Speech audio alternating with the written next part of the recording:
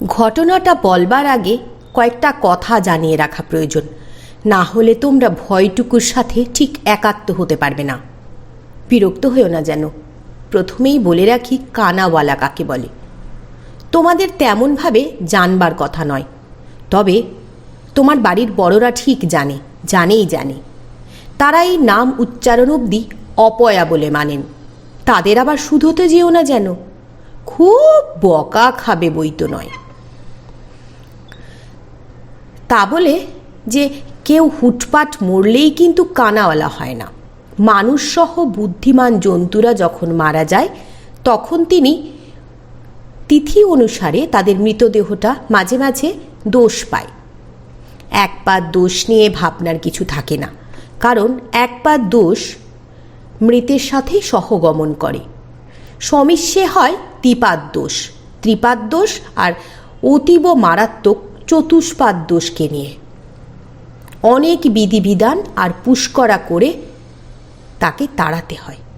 পুষ্করার গপ্প তোমাদের অন্যদিন বলবো ক্ষণ, সে আরেক ভয়ঙ্কর উপদ্রব। বাবা, যাই হোক, কি যে বলছিলাম, হ্যাঁ, তা এই দোষ পাওয়া মানুষের মধ্যে আবার যারা মৃত্যুকালে কারুর দ্বারা বেইমানি বা প্রবঞ্চনার শিকার হয়ে মরে, তারাই হলো কানাওয়ালা। এরা বহু ক্ষেত্রে ভুলো বা নিশির মতো আচরণ করে থাকে বলে এদের ঠিকঠাক চিনে নেওয়া বড় মুশকিল। বড় বড় তান্ত্রিক কাপালিকেরাই পারে না, আর আমি তুমি না চিনলে তাতে বড় কিছু লজ্জার কথা নয়। ভুলো বা নিশি কখনো কারো সরাসরি হত্যা করতে পারে না। তোমাকে ভুলিয়ে ভালিয়ে কোথাও নিয়ে গিয়ে তোমাকে দিয়েই তোমাকে হত্যা করবে। হয়তো নদীর পাকদামে ভুলিয়ে নিয়ে ডুবিয়ে মারবে, নচেত কোনো উঁচু জায়গা থেকে তোমাকে ঝাঁপ খাওয়াবে। তারপর ধরো যাকে বলে বোবাই ধরা, অর্থাৎ নিজের হাতে গো গো করে নিজেরই গলা টিপে মরবে, আরও কত কিছু। কিন্তু কানাওয়ালা, সে তোমাকে ভোলাতেও পারে, নিজের হাতেও মারতে তার আটকাবে না। এমনকি সে মায়াজালও সৃষ্টি করতে পারে, ভয়ানক কুটিল আর ধূর্ত একটা প্রেতজনী, যার সাথে চতুরতায় এঁটে ওঠা প্রায় অসম্ভব। তাহলেই বোঝো দেখি, আমি আর তোমাদের কানাওয়ালাকে চেনানোর জন্য যে এত লিখলাম, তা কি এমনি এমনি লিখেছি? তোমাদেরও তো সতর্ক হওয়া দরকার। তোমরা শহর মূল্যকে থাকো বলে তত বেশি আশ্বাস পাবার তেমন কোনো কারণ নেই। যখন হয়তো তুমি নিশ্চিন্তি চিত্তে ঘটনাখানা পড়ছো, তখন তোমার জানলার কার্নিশে তোমার পাকা বাড়ির ছাতে তারা অপেক্ষা করছে তোমার আনমনা হবার জন্য। এইবার বলতে শুরু করছি, মন দিয়ে শোনো। পতিত পাবনী গঙ্গা নদী যেখানে ভোল বদলে সাগরে গিয়ে পড়েছে, তার থেকে ক্রোশ তিনেক উত্তরে গজিয়ে এলে গঙ্গা পাড়ে যে ঘাটে দেখবে একখানা দানবাকৃতি বটগাছ নদীর পানে ঝুঁকে যেন নিজের মুখ দেখছে, সেইটাই হলো নেকড়েমারি গা। নামটা কেন আর কোথা থেকে জুড়ে বসেছে তা কেউ জানে না, কিন্তু ওই গায়ে কেউ কখনো নেকড়ে দেখেনি। সুন্দরবন জেলা অঞ্চলের গড়পড়তা গা-গঞ্জগুলির মতো এইটা কিন্তু সেই মাত্র 15-20 ঘর নিয়ে তৈরি হওয়া বসতি নয়। কিছু না হোক অন্তত 60-70 ঘর বাগদি, 30-35 ঘর দুলে, তাঁতি হাড়ি আর 3 ঘর বামুন মিলে সেই যারে কয় 100 আবাদি। বেশিরভাগেরই জীবন ব্যবসায় হলো চাষাবাদ আর মাছ শিকার। কেউ কেউ কুমার আর পাট বোনার কাজও করত। যাকে নিয়ে আমাদের গল্পের আবর্তন, তার নাম হারান বাগদি। বয়স আন্দাজি 28 হবে, মা বাপ বেঁচে নেই। হারান আর তার ছোট ভাই নরেন একসাথে থাকত। স্বভাব চরিত্র তার তত সুখ্যাতি করার মতো নয়। বেশিরভাগ সময়ে তাড়ি বা হারিয়া খেয়ে নেশা করে আর ধূর্তামি নষ্টামি করে লোক ঠকিয়ে বেড়ায়। কিন্তু তা হলে হয় কি, তার একখানা ভালো গুণও ছিল। হারান পাট দিয়ে চমৎকার দড়ি বুনতে পারত। আশেপাশের তল্লাটের মধ্যে একমাত্র তার কাছেই পাটের দড়ি বোনার কল ছিল। অনেক রাত্রির অবধি সে জড়ানো গলায় গুনগুনিয়ে গান গাইত আর সুতো কলে বসে দড়ি বুনত। এ ব্যবসায় তার হাত ছিল পীরের মতো। আর তার তৈরি জিনিসের চাহিদাও ছিল অন্য হাটুরিদের তুলনায় একটু বেশি। আস্তে আস্তে তাদের অবস্থা ফিরছিল, দুটো পয়সা করিও আসছিল, হয়তো জীবনটা ভালোভাবেই কাটতে পারত। কিন্তু এমন সময় হারান প্রেমে পড়ল তার গায়ের তারাচরণ মুখুজ্জের কন্যা মানসীকে দেখে। মানসীর বয়স 17। ছোটবেলা থেকে শহর কলকাতায় মাসির বাড়িতে থাকে সে। বহুদিন পরে গায়ের বাড়িতে ঘুরতে এসেছিল। হারানের প্রেম কিন্তু যেমন তেমন ভালোবাসা নয়, এমনিতেই সে ছিল ভয়ানক একগুঁয়ে আর অপরিণামদর্শী। তাই প্রথম দেখাতেই হারান অপ্রকৃতিস্থ হয়ে পড়ল যেন।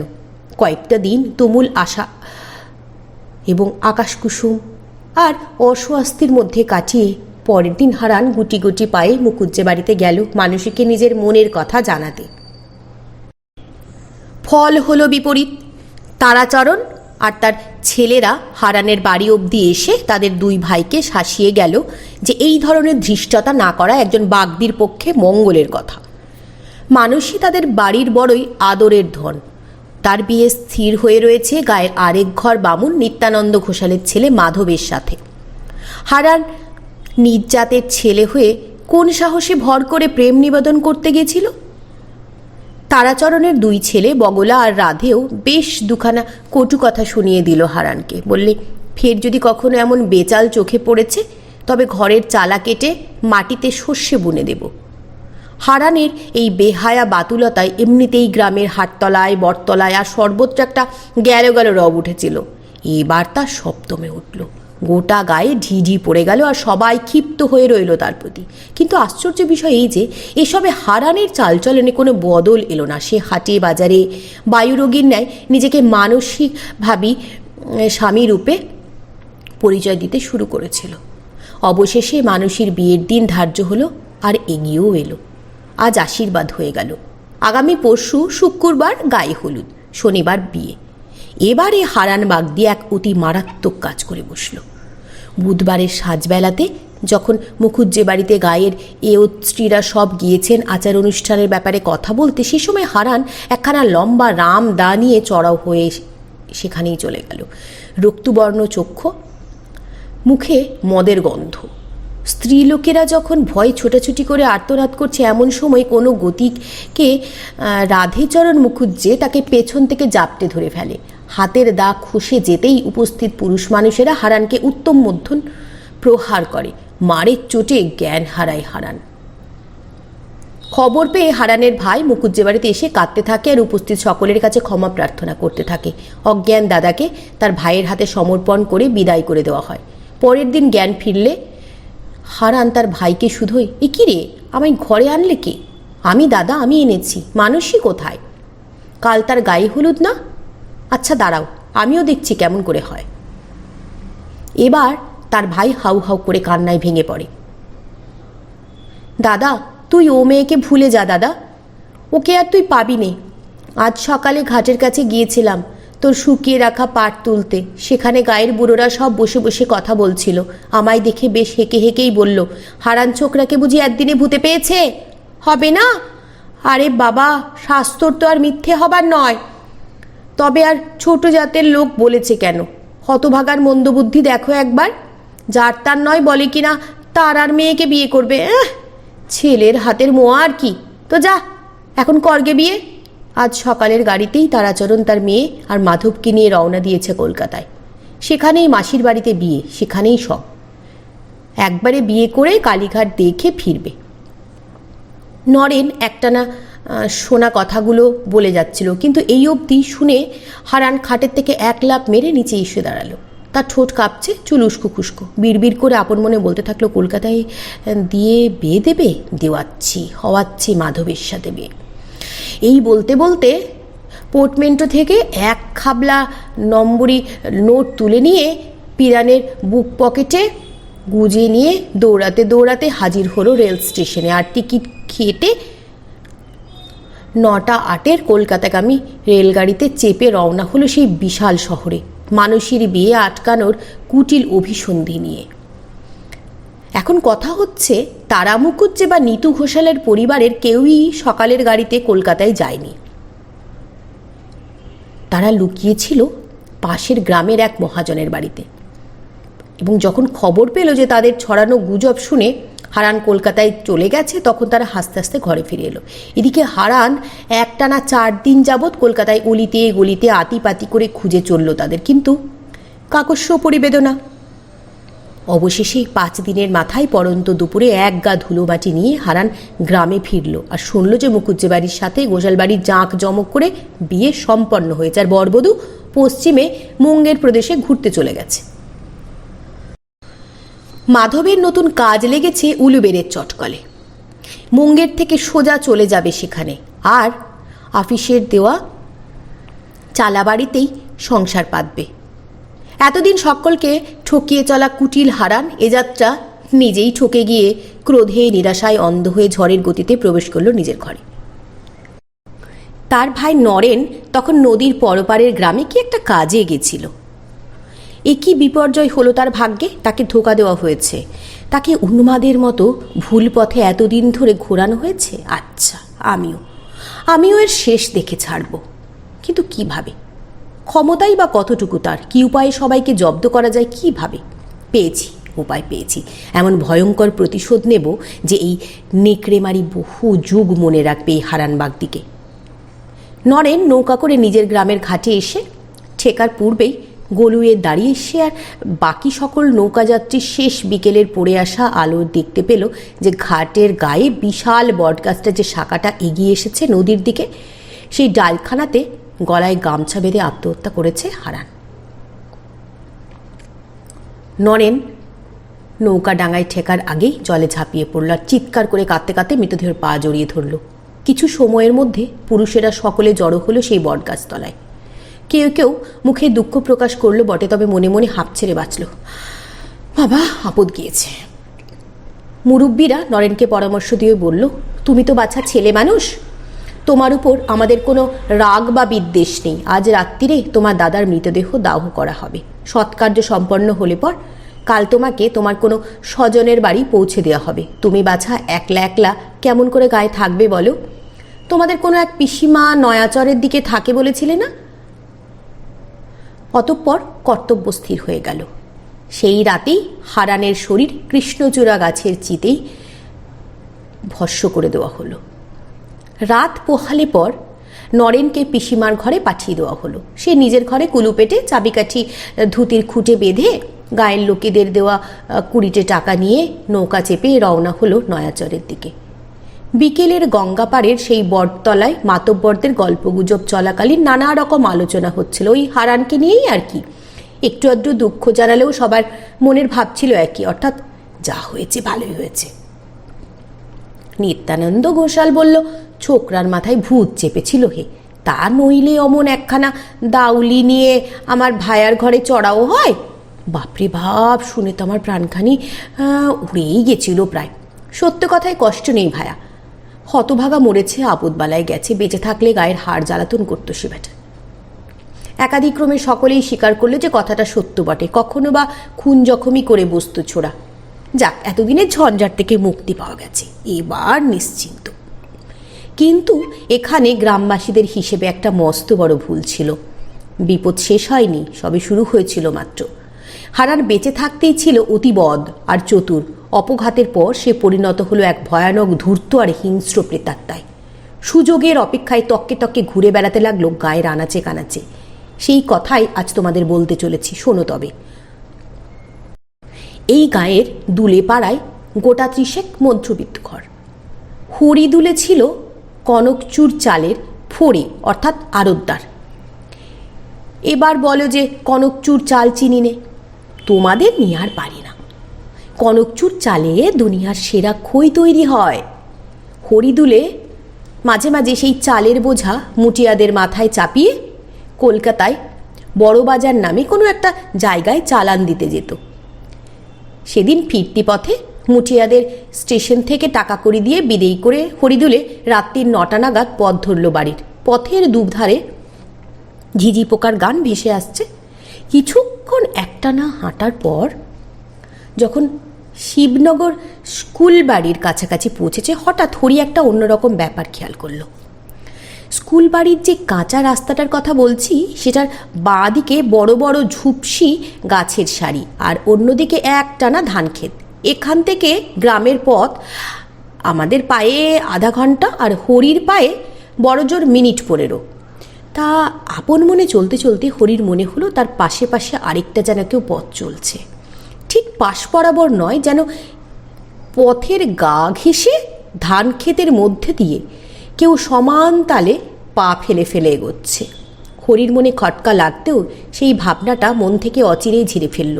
রাত ফিটে হাওয়া বাতাস লেগে ক্ষেত খামারে থেকে কত রকম আওয়াজই তো আসে। হরি আবার পথ চলতে শুরু করলো। কিছু সময় চলার পর হরি আবার অস্বস্তি বোধ করলো।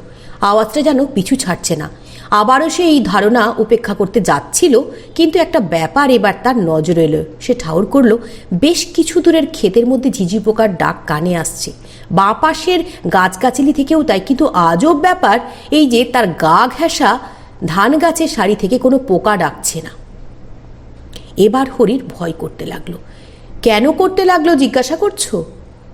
তোমরা গায়ের লোক হলে ঠিক বুঝতে পারতে। হরি এবার বুঝলো যে তার মনের ভ্রম নয়, সত্যি সত্যি ধান গাছের আড়া দিয়ে কোনো মানুষ বা বড় কোনো জানোয়ার চলাফেরা করছে। না হলে পোকার দল কখনো ডাক থামাতো না। তারা কাউকে একটা দেখতে পাচ্ছে। হরি হনহন করে পা চালিয়ে চলতে শুরু করলো, আর খেয়াল করলো যে এই অদেখা বস্তুটিও ততোধিক দ্রুত চলতে শুরু করেছে। ধান গাছগুলো সনসন করে উঠছে। একটা জায়গায় এসে ধানের সারি শেষ হয়ে একটা ছোট্ট মতো ডোবা পড়ে। তারপরে আবার ক্ষেত শুরু হয়েছে। এই স্থানটা পাশ কাটাবার সময় হরি স্পষ্ট টের পেল যে কি একটা যেন ভাঙা থেকে, ডোবার থেকে এবং ডোবার মধ্যে ঝুপ করে নেমে গেল। হরি আতঙ্কে নিঃশ্বাস টেনে দৌড় লাগালো, আর লক্ষ্য করল ডোবার মধ্যে দিয়েও একজোড়া পায়ের আওয়াজ ছপ ছপ ছপ ছপ করে দৌড়াচ্ছে।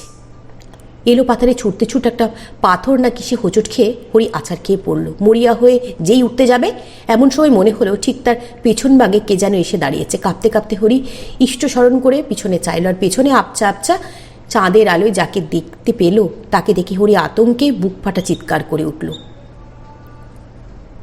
প্রত্যুষকালে পড়শিরা আবিষ্কার করলে যে নদী পাড়ের বট গাছের ডালে হরিদুলের কাঠ হয়ে যাওয়া মৃতদেহ গলায় দড়ি দিয়ে ঝুলছে। তার চোখ ঠিকরে বেরিয়ে আসতে চাইছে, যেন মরণকালে সে কিছু দেখে ভয়ানক ভয় পেয়েছিল। এই বিভৎস অপমৃত্যু প্রত্যক্ষ করার পর গোটা গা সারাদিন থমথমে হয়ে রইল। আর সাজবেলার পর থেকেই পথঘাট শুনশান হয়ে পড়ল। শুধু ঝোপঝাড় থেকে পাতি শিয়ালগুলো ওয়াড়া ওয়াড়া ওয়াড়া ডেকে বেড়াতে লাগলো।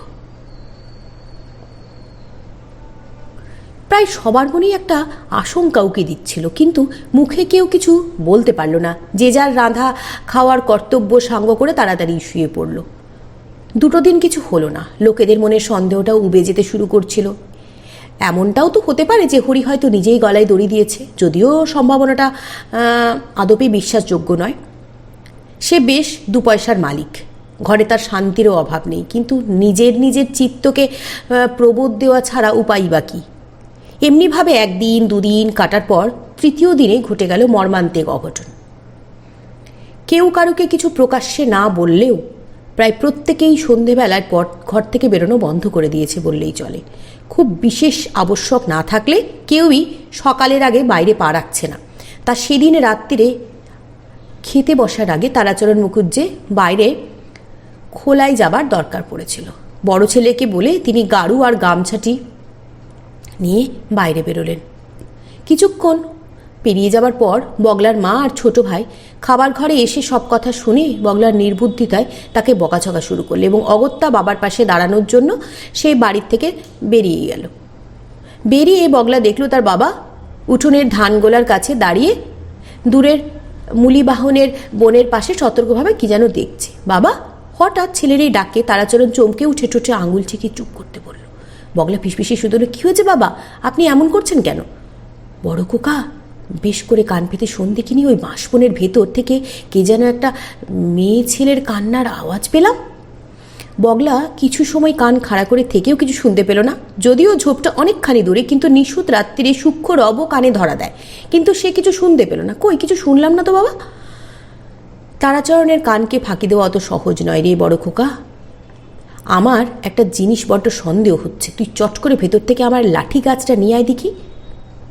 তোরটাও অমনি সঙ্গে আনবি। অগত্যা বগলা অন্দরে সব কথা বলে লাঠি দুগাছ নিয়ে বাইরে এলো আর বাপের সঙ্গে শব্দের উৎস খুঁজতে বাঁশবনের পানে চলল। দুজনাই মিলে পা টিপে টিপে এসে দাঁড়ালো সেই জঙ্গলের পাশে। কিছুক্ষণ সময় পরে তারাচরণ ঘরে ঢুকে খাবার আসন শূন্য দেখে জিজ্ঞেস করলো, রাধে, তোর বরটা কোথায়? রাধাচরণ হতবম্ব হয়ে চেয়ে থেকে জিজ্ঞেস করলো, এ কি দাদা ফিরল না আপনার সঙ্গে? আমার সঙ্গে মানে? মানে আমি তো গিয়েছিলাম পেছনের ডোবায়, সেখানে তো দাদা কোথায়? রাধে কাঁদো কাঁদো মুখে বললে, তবে যে দাদা বলল আপনি তাকে লাঠি নিয়ে যেতে বলেছেন, আরও বলল যে আপনারা নাকি কোনো এক। আচমকা দূর বাঁশবাগানের দিক থেকে একটা তীব্র আর্ত চিৎকার কানে এলো। রাধে আর তারা মুখুজ্জে এক দৌড়ে বাড়ির থেকে বাইরে এসে শুনল চিৎকারটা আস্তে আস্তে দূরের দিকে সরে যাচ্ছে। আওয়াজ শুনে অনেকগুলি ঘর থেকেই পুরুষেরা বেরিয়ে এসেছিল। এবার সবাই মিলে দল বেঁধে সেই শব্দকে অনুসরণ করতে করতে এলো, পৌঁছালো সেই নদী তীরের ঘাটের কাছে। ততক্ষণে আর্তনাদ বন্ধ হয়ে গেছে। মাটির মধ্যে একটানা চলে গেছে কোনো এক ভারী জিনিস ঘষনানোর দাগ। সেই রেখা বরাবর যেতে যেতেই হঠাৎ তারা সভয়ে দেখল বগলাচরণের দেহটা গাছের শাখায় দড়ি দিয়ে বাঁধা অবস্থায় ঝুলছে। তার মুখ চোখ কোনো এক অজানা আতঙ্কে ফেটে পড়ছে। তারাচরণ তার বড় ছেলের মৃতদেহের নিচে কাঁদতে কাঁদতে আছড়ে পড়ল। একটা ক্ষুধার্ত অভিশাপ এই গাঁকেই গ্রাস করল। আগে নদীর ধারের পাশে বিশাল চড়ায় অনেক বাইরের নৌকা এসে ঠেকত। কলকাতা, দমদম, শ্রীরামপুর থেকে আসা ব্যবসায়ীরা সাগরে যাবার পূর্বে রাত্রিরে এখানেই নৌকা বাঁধতেন, রাত্রি যাপন করতেন। কিন্তু এই উপদ্রব শুরু হবার পর থেকে আর কেউই সেখানে টিকতে পারল না। কাউকেই ঘুমের মধ্যে টেনে জলে ডুবিয়ে মারা হতো, কেউ বা গাছে ঝুলে মরতেন। মোট কথা কেউ আর সেখানে নৌকা ভেরাতো না। এরপর গায়ের আরও 2 না 3টে লোক এইভাবে মরার পর গোপন আশঙ্কাটি আর চাপা রইল না। গায়ের মোড়ল স্বয়ং এক সভা ডেকে হারানবাগদের কথা তুললেন এবং সেই অতৃপ্ত কুচক্রী প্রেতই যে এই সব কয়টি অপঘাতের জন্য দায়ী তা সবাই এক বাক্যে স্বীকার করে নিল। অবশেষে বিস্তর আলোচনা করে তারাচরণ, নিত্যানন্দ আর কয়েকজন মিলে গোযানে রওনা দিল বিনুতান্ত্রিকের ডেরার উদ্দেশ্যে। আর পরের দিন সেই তান্ত্রিক এসে হাজির হলো নেকড়েমারিতে। বিনুতান্ত্রিক নেহাত খেলোতান্ত্রিক ছিলেন না।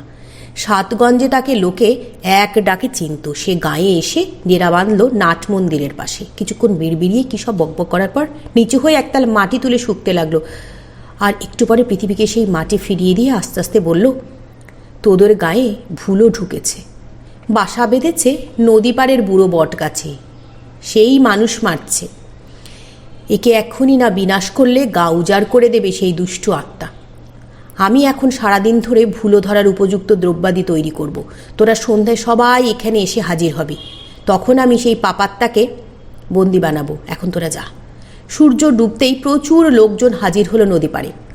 সবাই সাক্ষী থাকতে চাই এই আজব ঘটনার। সবাই ছড়িয়ে ছিটিয়ে এদিকে ওদিকে দাঁড়িয়ে রয়েছে। আর বিনুতান্ত্রিক এসে স্থির হলো মাঝখানে। হাতে একটা লোহার পেরেক নিয়ে কী সব মন্তর পড়ে সেটি বট গাছের গায়ে প্রবেশ করিয়ে দিলেন। একটা ধুলোর ঝড় উঠল। চতুর্দিক ধুলোয় ধুলোয় আবিষ্ট হয়ে কালো অন্ধ হয়ে এলো। যখন ঝড়ের তেজ প্রশমিত হলো তখন সবাই নজর করলো যে গাছের থেকে একটু দূরে দাঁড়িয়ে রয়েছে হারান। হারান নয়, তার অশুভ অতৃপ্ত প্রেতাত্মা। সে সক্রোধে ফুঁসছে। সেই হারান বাগদি যাকে গ্রামবাসীরা নিজে হাতে পুড়িয়েছে। তান্ত্রিক একটা সলতে পাকানো প্রদীপ হাতে হারানের দিকে চেয়ে বলল, কেন মেরে বেড়াচ্ছিস? এদের কি চাই তোর? উত্তরে হারান খিলখিল করে হেসে উঠল। যে হাসি কেবলমাত্র প্রেতের পক্ষেই হাসা সম্ভব। সে হাসিতে শকুনের কান্না, শেয়ালের ফুৎকার, ঝড়ের শব্দে সব একাকার হয়ে গেছে। এখনও কিছুই করিনি তান্ত্রিক, তবে করব। এই গাকে চিতেই তুলে তবে আমি জুড়ব। তুই ফিরে যা, ফিরে যা। এই বলে সে আবার ভয়ানক হাসি হেসে উঠল। তান্ত্রিক এবার অস্ফুট স্বরে মন্তর বিড়বিড় করতে লাগলো, ও হে কালী, ও কালী কালীকে, চণ্ডমুণ্ড খণ্ডচণ্ডী, রুদ্রদণ্ড পালিকে। এটা শোনা মাত্র হারান চক্রাকারে হাওয়ায় ঘুরতে শুরু করলো আর হাসতে থাকলো। তান্ত্রিক মহা খাপ্পা হয়ে আবারও সেই মন্ত্র আওড়ালো, কিন্তু একইভাবে আবারও হারান অস্থিরভাবে ঘুরে শুরু করলো। হা হা হা, তুই নিজেকে বড় চালাক ভাবিস না রে তান্ত্রিক? ভাবছি সেই মন্ত্রখানা পড়ে প্রদীপখানা জ্বাললেই আমাকে জায়গাতেই বেঁধে ফেলবি, বাঁধাচ্ছি। আমি এক জায়গায় স্থিত না হলে তো তোর এই জারিজুরি কাজ করবে না। এবার দেখ আমি কি করতে পারি। হারান একটু থেমে নিজের বাঁ হাতের উপরিস্থলে নিজের ডান হাতটা রেখে একটুখানি কি যেন ফিসফিস করে বলল। তারপরে তার শরীর থেকে এক ভয়ঙ্কর হাওয়ার ঝাপটা এসে উপস্থিত প্রতিটি মানুষের বুকে সজোরে ধাক্কা দিল। সেই দানবীয় বাতাসের ঝাপটায় কেউ ছিপটে পড়ে গেল, কেউ নদীতে পড়ে গেল, আবার তান্ত্রিক আছাড় খেয়ে পড়ল মাটিতে। লোকজন প্রাণ ভয় ছুটোছুটি শুরু করলো, আর হারান এসে দাঁড়ালো ভূপতিত বিনুতান্ত্রিকের মাথার উপরে। মুখে তার শয়তানির হাসি। বিনু আপন মনে অবিশ্বাসের সুরে বলল, এই প্রথম আমার ভুল হলো। ভুলো নয়, এ অন্য কিছু, ভুলো বা নিষেধ থেকেও জবর কিছু। আমি কেন ধরতে পারছি নে, কিছুতেই পারছি নে। বিনুতান্ত্রিক মাটির থেকে উঠে হারানের দিকে চেয়ে অস্ফুট বিস্ময়ের স্বরে শুধলেন, কে তুই শয়তান? পরের দিন ভোরবেলায় বিনুর দেহটা গাছের ডালে ঝুলতে দেখা গেল। এত বড় সাধকের এমন বেঘোরে মৃত্যুর পর বাইরের লোকেরা ওই গ্রামে আসা অবধি বন্ধ করে দিল। একটা মরণান্তক কাল বিভীষিকা নিজের ধারালো থাবা পেতে বসে রইল একটার পর একটা শিকারের অপেক্ষায়। মাঝে মাঝে এক একটা মানুষ গোয়ালের গরু ছাগল মরতে লাগলো। এমনিভাবেই দিন কাটছিল। এক রাত্রিরে গায়ের লোকেরা মধ্যরাত্রি আন্দাজ নদী পাড়ের দিক থেকে একটা কোলাহল শুনতে পেল। কোলাহল ঠিক নয়, অনেকগুলি লোক যেন কিছু একটা দেখে ভয়ার্ত গলায় চেঁচামেচি করছে। গ্রামের লোকজন একটু অবাক হলো। হারানের প্রেতাত্মার খবর ছড়িয়ে পড়ার পর থেকে নদীতে আর কোনো নৌকায় রাত্রিরে ভিড়ে না। যদিও বা মন ভুলান্তে চলে আসে, তবে কিছু একটা দেখে ভয়ে পরিত্রাহী সে ঘাট পরিত্যাগ করে। তবে ঘাটে উঠে এই মাঝরাতে শব্দ করে কারা? প্রভাতে সূর্য উঠলে পর তারাচরণ ঘোষাল, ভট্টাচার্য, পরেশ, নাপিত আর দু চারজন লোক নদীর ঘাটে গিয়ে দেখল ঘাটে একখানা ছোট বজরা বাঁধা। চড়াই অনেকগুলো গাছ পড়ে ইতস্ততভাবে রয়েছে। খোঁজ নিয়ে জানলো সেটা গতকাল রাত্রে এখানে ভিড়েছে। রাতে মাঝি খালাসিরা নদীর চড়াই নেমে রান্না করে খেয়েছে। এমন সময় দেখলো একটু দূরে বজরার মালিক উবু হয়ে বসে মাটিতে কি যেন খুঁড়ছে। গায়ের এদের আসতে দেখে উঠে দাঁড়ালো। তার বয়স 50-এর আশপাশ, রিজু দেহ, পরনে ধপধপে শুভ্র ধুতি আর কামিজ। তারাচরণের দল বিস্মিত হয়ে গেছিল। পরেশ তাকে জিজ্ঞেস করলো, আগে আপনারা? ব্রাহ্মণ, আমার নাম কালীপদ মুকুজ্জে, নিবাস দিঘরা। পেন নাম কর্তা। তবে আপনারা, মানে গতকাল রাত্রিরে আপনারা এখানেই ছিলেন? আগে তাই তো ছিলাম। অচেনা অজানা মুলুকে এসে ঝুপ করে সাঁঝ নেমে গেল, তো আমি বললাম এখানেই রাত পোহাক, সকালে যাত্রা করবো ক্ষণ। আপনারা সারা রাত্রি ঘাটে ছিলেন, মানে কিছু বুঝতে টুঝতে পারেননি? তার বুঝিনি। অতিথি সৎকারের তো দিব্য জোগাড় করে রেখে দিয়েছিলে তোমরা, আর একটু হলেই পৈতৃক প্রাণটা হারিয়েছিলাম আর কি। আগে অমন ন্যাকা সাজলে চলবে? হতবাগা সব জানিস তোরা। গাঁখানাকে একেবারে ভূতের ডেরা বানিয়ে ফেলেছিস দেখছি। আপনারা চোখে দেখেছেন তাকে? তারপরেও কি বেঁচে পড়তে কথা কইছি কেমন করে, তাই তো? আসছে কাল আমার ছোট মেয়েটির বিয়ে। আমি গেছিলাম সেই উপলক্ষে শহরে কিছু কাপড় চোপড় কিনতে। আমার লোকলস্কর কাল সবে রেধে বেড়ে চারটি মুখে দিতে বসেছে। তার মধ্যেই কি ভয়ানক উৎপাতটাই না শুরু হলো। থেকে থেকে ঝড় ওঠে, থেকে থেকে গাছের ডাল এসে আছড়ে পড়ে। সে কি কাণ্ড! তারাচরণ সরু চোখে কিছুক্ষণ চেয়ে থেকে শুধলো, আপনি ভয় পাননি? ও মা, কথা শোনো, তার ভয় নি আবার? আমি তো ভয়েই মরি। আবার কি উপদ্রব রে বাবা!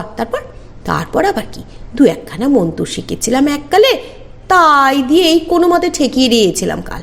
মাঝি মাল্লারা তো ভয়েই সারা চেঁচাতে লাগলো। এমন সময়ে মাল্লাদের সর্দার উত্তর করলে, আগে ভয় পায়নি কর্তা বাবা, আপনি খোদ যে মাটিতে রয়েছেন সেখানে কারে ডরায়। এই বলে সে গ্রামের দলের দিকে মুখ ঘুরে বলল, আপনারা হয়তো জানেন না, আমাদের এই কর্তা বাবা একজন মস্ত বড়। ব্রাহ্মণ হাহা করে বলতে বাধা দিতে যাচ্ছিল। এমন সময় পরেশ তার পায়ের কাছে শটান শুয়ে পড়ে ভেজা কণ্ঠে বলে উঠল, আমাদের দয়া করুন ঠাকুরমশাই, আমরা ভুলোর পাল্লায় পড়েছি, বড় বিপদ। আপনি নিশ্চয়ই বুঝেছি সাধারণ লোক নন। এই ঘাটের বাউড়ে আজ কতগুলো নরহত্যা হয়েছে আপনি জানেন না। কেউ এই গায়ে খোলা আকাশে রাত কাটাতে পারে না, আর আপনি তাকে ঠেকিয়ে অবধি রেখেছিলেন। আপনাকে আপনাকে আপনার ইষ্ট দেবতার দিব্যি, আমাদের দয়া করুন, দয়া করুন। কালীপদ একটা নিঃশ্বাস ফেলে গাছের গুড়িতে বসল। সে তার পুরো পরিচয় এই লোকেদের দেয়নি। রায়দিঘরার নামকরা মুকুজ্জে বংশের সন্তান সে, নিজে একজন ডাকসাইটে গুণিন, স্বয়ং অঘরী হংসী তান্ত্রিকের শিষ্য। এই হংসী তান্ত্রিকের একটা ভয়ানক ঘটনা তোমাদের আমি সময় মতো বলবো ক্ষণ। যা হোক, কালীপদও পড়ে গেল মহাদোটানায়। একদিকে মেয়ের কন্যাদানের দায়িত্ব, অন্যদিকে এতগুলো মানুষের প্রাণ। গুরু হংসী তাকে শিষ্যাবস্থায় বলেছিলেন, অকারণে তুচ্ছ স্বার্থে বা নাম অর্জনের জন্য এই বিদ্যে প্রয়োগ করবি না, আর অসহায়কে কখনো ফেরাবি না। দোনমনা করে অবশেষে কালী নিজের কর্তব্য স্থির করে ফেলল। নিজের লোকলস্করকে দিয়ে বলল, কি করা যায় বলো তো খানায়? তোরা কি আর একটা দিন রইতে পারবি না এখানে? মাল্লাদের সর্দার কানাই উত্তর বলল, তারা সমস্যে কি কর্তা, আপনি যেটায় রয়েছেন সেখানে ভয়টা কিসের? কি করতে হবে আজ্ঞা করুন। আমার সঙ্গে চল, গায়ের ভিতর যেতে হবে। এবার বল দেখি, কেউ কি অপহাতে মরেছে এর মধ্যে? পথ চলতে চলতে নিত্যানন্দ ঘোষাল বলতে থাকলো, মাসখানেক পূর্বে হারান বলে একটি লম্পট ছোকরা এই ভায়ার মেয়ের প্রেমে পড়ে বাতুল হয়ে উঠেছিল। এর মেয়ে এখন আমার ঘরের বধূ। আমরা তাকে বকাঝকা করে মানুষের বিয়ে আমার ছেলে মাধবের সঙ্গে দিয়ে দিই। সেই হতাশায় ওই নদীঘাটের বটগাছে গলায় দড়ি দেয় হারান। বিপদ থেকে বাঁচতে সদর থেকে এনেছিলাম নাম করা বিনুতান্ত্রিককে, কিন্তু সেও তা যেন বুঝলুম। তা সে মেয়ে এখন এ গায়ে নেই নিশ্চয়ই? না মশাই, আমার ছেলে তাকে নিয়ে উলু বেড়েতে থাকে। কথা বলতে বলতে তারাপদর দল আশায় বুক বেঁধে আগে আগে চলল, আর তার পিছন পিছন কালীগুণিন আর কানাই। নাটমন্দিরের কাছাকাছি এসে কালী বললে, আর নয়, এখানেই দাঁড়া। কালী নাক তুলে বাতাসের থেকে কিসের যেন আঘ্রাণ নিল, থুতু ফেলল। নিচু হয়ে একতাল মাটি তুলে নাকের কাছে নিয়ে অনেকবার ধরে শুকলো। তারপর মাটি ফেলে দিয়ে বলল, এই যে সাংঘাতিক বিপদ, ভুলো কোথা? তোদের গায়ে তো কানাওয়ালায় বাস করেছে। এই বিপদ আনলি কোত্থেকে? ওই যে বললাম বাবা ঠাকুর, ওই হারানবাগ দিয়ে। এখন তাদের থামিয়ে দিয়ে কালী মাথা নেড়ে বলল, মিলছে না। তোরা যা যা বললি আমায়, তার মধ্যে কোথায় যেন একটা ফাঁক থেকে যাচ্ছে। আচ্ছা, তোরা কি ওকে কোনোভাবে ঠকিয়েছিলি বা ভুল পথে ঘুরিয়েছিলি? আমরা ঠকাইনি বাবা ঠাকুর, তবে বিয়ের আগে আমরা পাশের গায়ে হরিদুলের চালের আড়তে একটা দিন লুকিয়েছিলাম, আর খবর রটিয়ে দিয়েছিলাম যে আমরা কলকাতায় চলে গেছি। সেই শুনে হারান ছুটে চলে গেল কলকাতায় আমাদের খুঁজতে। এছাড়া সে কি উপায় বের করার ছিল বলুন তো? তবেই তো বলি, এইবারে মিলল। তবে একটা কথা বলে রাখি, আমি হয়তো এই ভয়ানক ধূর্ত কানাওয়ালার মোকাবেলা করতে পারবো না বাছা। সে যখন এটা বুঝে গেছে যে কি মন্তরে আর কি উপায়ে তাকে বন্দি করা যেতে পারে, তখন তাকে বন্দি বানানো অসম্ভব। তাকে বাঁধার জন্য তাকে কিছুক্ষণ এক জায়গায় স্থিত করা খুব আবশ্যক, কিন্তু সে আর এক জায়গায় স্থির হবেই না। কালী উত্তর দিল। তারাচরণ কেঁদে ফেলে বলল, দয়া করুন বাবা ঠাকুর, আমাদের এইবারে সে হতভাগা একে একে নিকেশ করবে। আমার বড় ছেলেটাকে খেয়েছে। এই সেদিন রাত্রিরে শুনি আমার গরু বাছুরগুলো দেদার দৌড়াচ্ছে। সে হতভাগা গরুগুলোর দড়ি খুলে দিয়েছে, ভেবেছে সেগুলো আটকানোর জন্য আমি বা আমার ছোট ছেলে বাইরে বেরোবো আর সে টেনে নিয়ে যাবে, কিন্তু আমি বেরোতে দিইনি। সকালে গোটা গা খুঁজে খুঁজে তাদের ধরে এনেছি। পরেশ নাপিত বলল, আমারও তাই হয়েছিল ঠাকুমশাই, আমিও রাত্রিরে বেরে হইনি। শোনা গেল অনেকেরই এই একই অভিজ্ঞতা হয়েছে। কালী আনমনে কি যেন একটা ভাবছিল। এই শেষ কথাটা শুনে সে চমকে উঠল। কি বললে? তোমাদের অনেকেরই গরু খুলে দিয়েছে হারানের প্রেত? আগে হ্যাঁ বাবা। আচ্ছা, গরুগুলোকে যখন সে খুলে দিয়েছিল, সকালে গরু বাঁধা দড়িগুলো পেয়েছিলে? বেশ করে ভেবে বলো দেখি। কোষে ভাবো। একে একে সবাই স্বীকার করলো যে তারা কেউই দড়িগুলো খুঁজে পায়নি। পরবর্তীতে নতুন দড়ি এনে গরু বেঁধেছে। কালীগুণিন বহু সময় চুপ করে থেকে বললেন, আমি নিশ্চিত রূপে বলতে পারছি না, তবে ওই বদমাইশ কানাওয়ালাকে ধরার একটা উপায় হয়তো আমি পেলেও পেয়েছি। গ্রামের লোকেরা ব্যস্ত সমস্ত হয়ে অধীরভাবে প্রশ্ন করলে, কিউ ভাই কিউ ভাই? কালী মাথা নেড়ে বললেন, তা তোদের বলা যাবে না। আজ আমাকে বাড়ি যেতেই হবে। আমি কাল বিকেলে আসব। যা হবার কাল হবে। আমার দুটো শক্তপোক্ত আর চালাক চতুর ছেলে চাই। তাদের মধ্যে একজন আজই যাবে নয়াচরে হারানের ভাইয়ের থেকে তার বাড়ির চাবি আনতে, আর দ্বিতীয় জনকে সঙ্গে নিয়ে আমার কানাই সর্দার এখনই রওনা হবে শহরে। আছে কেউ? তারার ছেলে রাধাচরণ আর পরেশ নাপিতের যাওয়ার স্থির হলো। কালীপদ কানাইকে বেশ করে বুঝিয়ে দিলেন যে কি করতে হবে, আর নিজে নিত্যানন্দদের ডেকে বললেন যে, শোনো বাবা, আমি যা করতে বলেছি তা অতি দুরূহ ব্যাপার। আমাকে আজ বাড়ি যেতেই হবে। তোমরা কোনোভাবেই সন্ধ্যের পর বাড়ি থেকে বেরোবে না। আর দিন থাকতে থাকতে একটা আগুন জেলে গায়ের যত কিছু দড়ি দড়া, গামছা, পাটের ফেসো আছে সব পুড়িয়ে ফেলবে। এক গাছেও যেন কোথাও অবশিষ্ট না থাকে। বেশ করে খুঁজবে, তবেই তোমাদের বাঁচাতে পারবো। আমি চললাম, পরশু দেখা হবে। কালী মুখুজ্জে সকাল 8টা নাগাদ বজরা নিয়ে চলে গেলেন রায়দিঘরা। বিকেলের আগেই পরেশ চাবি নিয়ে এসে গেল, আর কানাইকে নিয়ে রাধাও শহর থেকে ফিরে এলো। গাঁয়ের সেখানে যত লোক ছিল সবাই মিলে দ্বিপ্রহরের মধ্যে সমস্ত দড়ি দড়া গামছা ভস্মীভূত করে ফেলল। যখন প্রায় সন্ধ্যা হয় সে সময় নৌকা চেপে ঘাটে নামলো তারাচরণের কন্যা মানসী ও তার স্বামী। বিয়ের পর এই প্রথম তারা ঘুরতে এসেছে গ্রামে। তাদের দেখে লোকজন মহা কোলাহল শুরু করে দিল। তারাচরণ কন্যা ও জামাতাকে জড়িয়ে কেঁদে উঠলেন, বললেন, হাই হাই, তোমরা আজই কেন এসে পড়লে? তোমাদের উপরেই যে তার আক্রোশ সবচাইতে বেশি। এইদিকে যে বড় বিপদ আমাদের। মানসী আর তার স্বামী ধীরে ধীরে সকল কথা অবগত হলেন, কিন্তু এই সন্ধ্যাকালে তো ফিরেও যাবার উপায় নেই। অগত্যা রাত্রিরে মাধব আর মানসীকে শয়ন ঘরে ঢুকিয়ে দিয়ে নিত্যানন্দ আর তারাচরণ স্বয়ং কপাটের বাইরে বসে রইলেন। পরশু কালীগুণিন আসবে, সব ঠিক হয়ে গেলেও ও যেতে পারে। রাত্রির তখন মধ্যপ্রহর হবে। ঘোষালের ঘরের ভেতরে একটা হালকা বাতাস উঠল। সেই বাতাসের ঢেউ গায়ে লাগা মাত্র দুই বেয়াই একসাথে নিদ্রায় অচেতন হয়ে পড়ল। কপাট ভেদ করে ঘরে ঢুকলো হারান, মুখে তার পৈশাচিক হাসি। মানসী, মানসী! ঘুমন্ত মানুষ এই ডাক শুনে উঠে বসল, তার চোখে নিশির ঘোর। আমায় মনে আছে মানসী? আছে হারান্দা। আমার সঙ্গে আসবি? ভারী মজা হবে। যাব হারান্দা, যাব। তবে আয় আয় আয় আয় আয়। কুহকের এই আহ্বানে মানসী আলুথালু বেশে বাইরে বেরিয়ে এলো। গোটা গা তখন নিদ্রায় মগ্ন। মানসী এলোমেলো পায়ে চলেছে তো চলেছেই।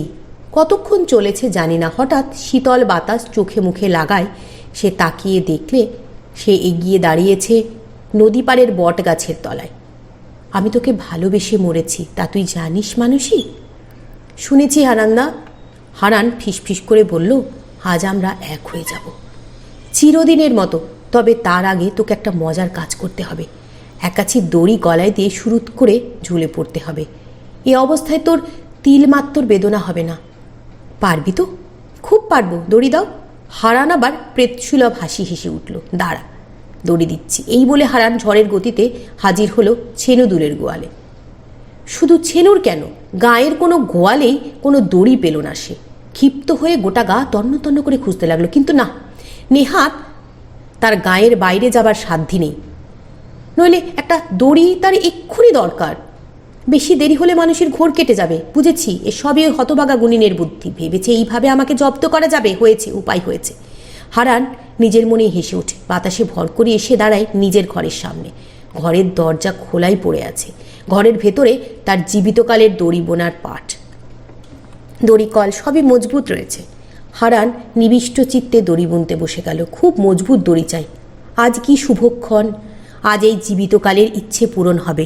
হতভাগা তান্ত্রিক ভেবেছিল দড়ি না পেলে সে মানুষ মারতে পারবে না।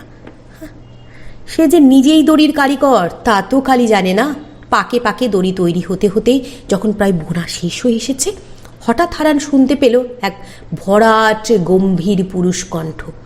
ওং চিত্তরূপিণী মহামায়ে দিব্য তেজ সমন্বিতে তিষ্ঠ দেবী শিখা মধ্যে তেজর বুদ্ধিং কুরুন অহমে। হারান চমকে উঠে এক লাফে উঠতে গিয়ে আবিষ্কার করলো সে বন্দী হয়েছে। অদৃশ্য অদেখা এক মন্ত্রপাশ তাকে পাকে পাকে বেঁধে ফেলেছে। বাইরে দাঁড়িয়ে রয়েছে সদের এক গ্রামবাসী, তাদের সামনে কপাটের সম্মুখে রয়েছে মানসী, তার চোখে আর ঘোর নেই, আর মানসীকে আড়াল করে কপাট জুড়ে দাঁড়িয়ে আছে কালী, কালীপদ গুণিন। তার হাতে জ্বলছে এক মাটির প্রদীপ। মুহূর্তের মধ্যে কালীর সব চালাকি বুঝে ফেলল হারান। হিংস্রভাবে বলল, তুই তবে জানতি যে আমি এখানে আসবো? জানতাম না, আন্দাজ করেছিলাম। আমি কানাইদের দিয়ে মানসীকে আনিয়েছিলাম, কিন্তু একসাথে ঢুকলে তুই সন্দেহ করতি, তাই মানসী এলো পরের নৌকায় সন্ধেবেলায়। ওকে সব বলে রেখেছিল কানাই। সাহসী মেয়ে বটে একখানা, রাজি হতে দ্বিতীয়বার ভাবেনি। বলেছিল, আমা হতেই যখন বিপদের শুরু, তখন একে শেষও করব আমি। তাই আমি চলে গেলেও বিকেলের আগে বজরা নিয়ে পাশের গায়ের ঘাটে ফিরে আসি, আর সেখান থেকে সাঁতরে এসে লুকিয়ে থাকি ঘাটের বাউরের কাছে। আমি আন্দাজ করেছিলাম যে তুই ঘাড় মটকাস নে, জলে ডোবাস নে, কেবলমাত্র নিজের মৃত্যুর কষ্ট বোঝাবার জন্য গলায় দড়ি দিয়ে ঝুলিয়ে দিস। মানসীকেও নিশ্চয় তাই করবি, এটাও বুঝেছিলাম যে দড়ি তো তুই মায়ামন্ত্রে তৈরি করতে পারবি না, আমিই পারিনি তো তুই। যাকে তোর দড়ির দরকার হবেই হবে, আর তিল মাত্র দড়ি না পেয়ে তুই নিজেই তা তৈরি করতে বসবি, কারণ এরা চলে গেলে হার পাবি নে। এই একটাই উপায় ছিল তোকে কিছুক্ষণ এক জায়গায় স্থির পাবার। এবার এই গাঁ সাপ মুক্ত হবে। হারান তীক্ষ্ণ চিৎকার করে উঠল, তার সঙ্গে সঙ্গে কালী নিজের হাতের প্রদীপটা ছুঁড়ে দিল তার দিকে। মুহূর্তের মধ্যে হারানের গায়ে আগুন লেগে গেল। সেই ধোঁয়ায় পিণ্ড হতে গর্জন হতে হতে এক সময় থেমে গেল, আগুন নিভে গেল। গায়ের লোকেরা লুটিয়ে পড়ল গুনিনের পায়ে। আর বিপদ নেই, মুক্তি। তারাচরণ কুণ্ঠিত স্বরে বলল, আপনি আজ যে ত্যাগ স্বীকার করলেন তার তুলনা জগতে মেলা ভার বাবামশাই। আমাদের রক্ষা করতে গিয়ে আপনি জীবনের সবচেয়ে গুরুদায়িত্ব আপনার কন্যার কন্যাদান থেকে বঞ্চিত হলেন। আরে না না, আমার হয়ে কন্যাদান করেছে আমার বড় দাদা। আজ নয় কাল হারান তোমার মেয়ে আর জামাইকে মেরে ফেলতই, সেটাই ছিল তার লক্ষ্য। আমি তোমার মেয়েকে সাক্ষাৎ মৃত্যু দেবতার হাত থেকে কেড়ে নিয়ে মাধবের হাতে তুলে দিয়েছি। এও তো এক প্রকার কন্যাদানই হলো, কি বলো ঘোষাল? সবাই একযোগে হেসে উঠল।